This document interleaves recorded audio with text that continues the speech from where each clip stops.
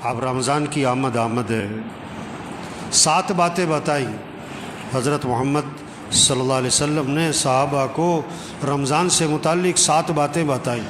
یہ 7 باتیں ہر گھر میں اس کے تذکرے ہوں، بچوں کی زبانوں پر، بوڑھوں کی زبانوں پر، مجلسوں میں بیٹھیں، صبح سیر کر رہے ہیں، دوستوں میں بیٹھیں، یہ باتیں کریں۔ یہ 7 باتیں اللہ کے نبی نے صحابہ سے فرمائیں رمضان سے پہلے۔ پہلی بات فرمائی کہ دیکھو رمضان کا مہینہ آ رہا ہے، یہ برکت والا مہینہ ہے، برکتیں سمیٹو، برکتیں، گھر بنیں گے برکتوں سے، مسئلے حل ہوں گے برکتوں سے، پریشانیاں ختم ہوں گی برکتوں سے، پیسوں سے نہیں۔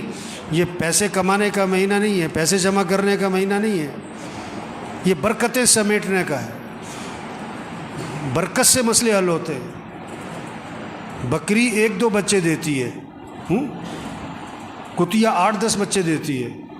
ریوڑ کس کے نظر آتے؟ ریوڑ؟ بکری میں برکت ہے، بکریوں میں برکت ہے، برکتیں سمیٹنے کا مہینہ آ رہا ہے۔ دوسری بات فرمائی، حق تعالی شانو اپنے بندوں کی طرف متوجہ ہو جاتے ہیں۔ جب اللہ بندوں کی طرف متوجہ ہو گئے تو بندوں کو بھی اللہ کی طرف متوجہ ہو جانا چاہیے۔ اب کتنی عجیب بات ہے، اللہ تو بندوں کی طرف متوجہ ہوں اور بندے اللہ کی طرف متوجہ نہ ہوں۔ آپ کسی کے پاس جائیں اور آپ کو وہ توجہ نہ دے، آپ کسی سے بات کریں اور وہ کسی اور طرف دیکھ رہا ہو۔ تیسری بات فرمائی، حق تعالی شانو اپنی رحمت خاصہ نازل فرماتے ہیں۔ عام رحمتیں پورے سال ہیں، رمضان میں خاص رحمتیں نازل ہو رہی ہیں، خاص رحمتیں، ان رحمتوں سے اپنا اپنا حصہ لے لو، اپنا حصہ لے لو، اپنا حصہ لے لو بھائی۔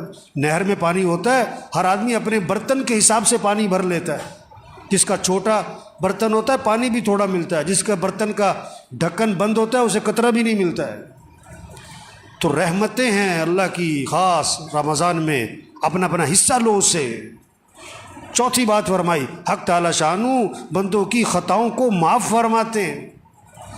انسان سے بڑی غلطیاں ہیں، کمیاں، کوتاہیاں، کہیں دیکھنے میں، کہیں بولنے میں، کہیں سننے میں، کہیں کمانے میں، کہیں خرچ کرنے میں غلطیاں ہو رہی ہیں۔ اللہ معاف کرنے والے ہیں۔ رمضان کا مہینہ کس لیے؟ معافی مانگو، معافی مانگو، معافی مانگو اللہ سے، اللہ معاف کر دیں گے۔ یہ معافی مانگنے کا مہینہ ہے۔ اس لیے شب قدر میں کیا دعا سکھائی؟ یہ نہیں کہ میں نے بڑے روزے رکھے ہیں، بڑی تراویح پڑھی ہے، بڑی تہجد پڑھی ہے، بڑی نفلیں پڑھی ہیں، بڑا اعتکاف کیا ہے، بڑے صدقے کیے ہیں، اللہ قبول فرما۔ نہیں، شب قدر میں کیا دعا ہے؟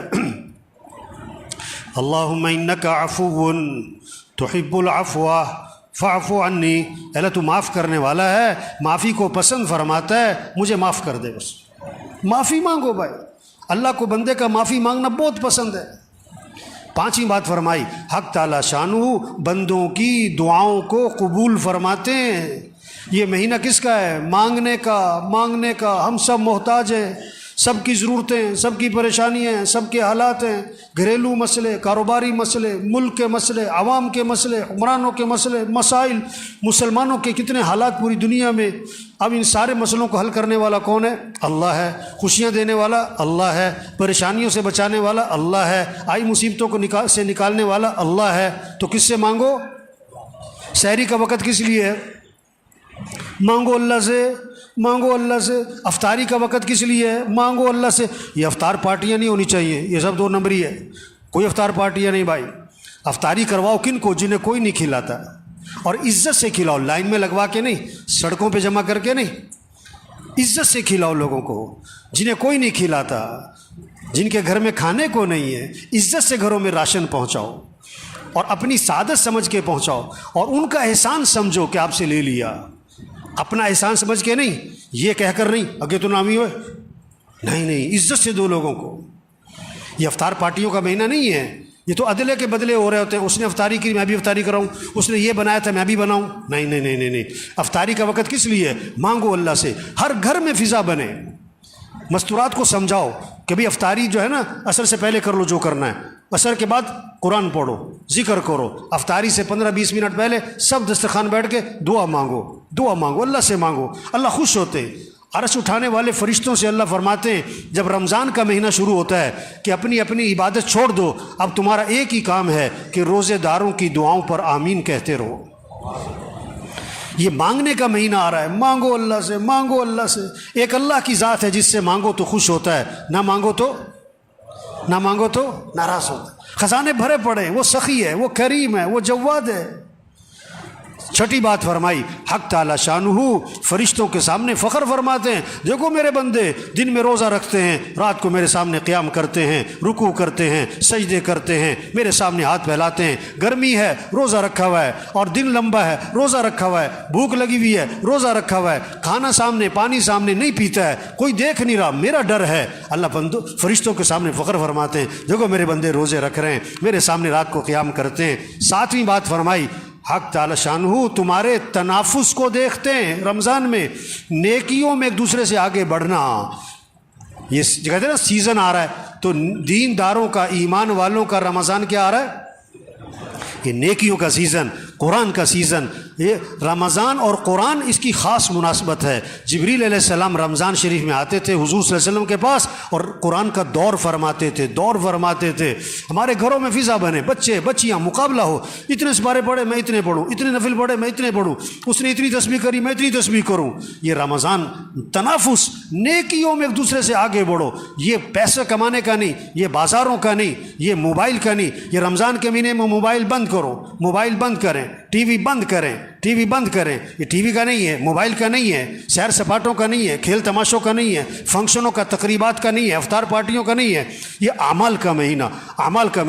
یہ 7 باتیں فرما کر حضور صلی اللہ علیہ وسلم نے فرمایا، سخت لہجہ ہو گیا آپ کا، آپ کی الفاظ میں شدت آ گئی، سختی آ گئی۔ آپ نے فرمایا، بد نصیب ہے وہ شخص جو اس مہینے میں بھی اللہ کی رحمت سے محروم رہ جائے۔ بد نصیب ہے وہ شخص جو اس مہینے میں بھی اللہ کی رحمت سے محروم رہ جائے۔ رمضان جیسا مہینہ آیا اپنی برکتوں سمیت، اپنی خیروں سمیت، اپنی رحمتوں سمیت، اور اس نے اس سے کوئی فائدہ نہ اٹھایا، اور رمضان میں بھی اس کی زندگی میں تبدیلی نہ آئی۔ اس نے رمضان میں بھی گناہوں کو نہ چھوڑا، اس نے رمضان میں بھی برائیوں کو نہ چھوڑا، رمضان میں بھی مسیح میں نظر نہ آیا، رمضان میں بھی جھوٹ نہ چھوڑا، رمضان میں بھی بے حیا برائی کو اور ماں باپ کی نافرمانی کو نہ چھوڑا۔ بھائی بڑا قیمتی مہینہ آ رہا ہے، اور پتہ نہیں کس کس کا آخری مہینہ ہے، پتہ نہیں کس کس کا آخری رمضان ہے۔ کتنے پچھلے رمضان میں تھے، اس رمضان میں نہیں ہوں گے، اور کتنے اس رمضان میں ہوں گے، اور اگلے رمضان میں نہیں ہوں گے۔ پتہ نہیں کس کا آخری ہے۔